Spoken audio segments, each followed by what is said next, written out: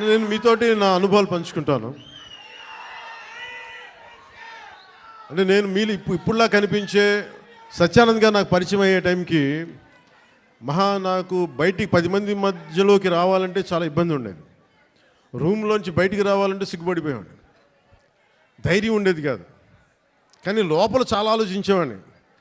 ఏదన్నా సరే బయటకు వచ్చి ఏదైనా మాట్లాడాలి, గొంతు పెగల్చాలి అంటే లోపల బిగుసుకుపోయేది, భయం వచ్చేది, గొంతంతా ఉండలు పడిపోయాయి, ఉండలు చుట్టుకుపోయేది. అలాంటి సమయంలో మా అన్నయ్య గారు అడిగారు, నువ్వు ఏమవ్వాలని ఉందరా అంటే నేను చాలాసేపు ఆలోచించాను. జస్ట్ బతకాలి ఉందని చెప్పాలనుకున్నా. ఆ మాట అంటే కొడతాడని చెప్పలే, ఏదో తెలివితే అట్లా చూపించుకున్నా. కానీ నాకు లోపల ఏముండిందంటే నాకు ఏ కోరికలు లేవు. నాకు చిన్నప్పటి నుంచి నాకు పెద్ద ఏం కోరికలు లేవు. ఏదో మామూలుగా బతకడం తప్ప ఒక హీరో అవ్వాలనో లేదంటే సాధించాలనో లేదు. కానీ చిన్నప్పటి నుంచి ఉన్న ఒకే ఒక్క మూల లక్షణం ఏంటంటే అన్యాయం జరిగితే ఎదురుదాడి చేయాలని ఉంటుంది. నాకే జరగక్కర్లా, అలాగే సహాయం చేయాలనిపిస్తుంది. ఈ 2 లక్షణాలు తప్ప సినిమాలు చేద్దామని కానీ డబ్బులు సంపాదించాలని కానీ నాకు ఆలోచన లేదు. అలాంటి నాకు చదివేవాడిని.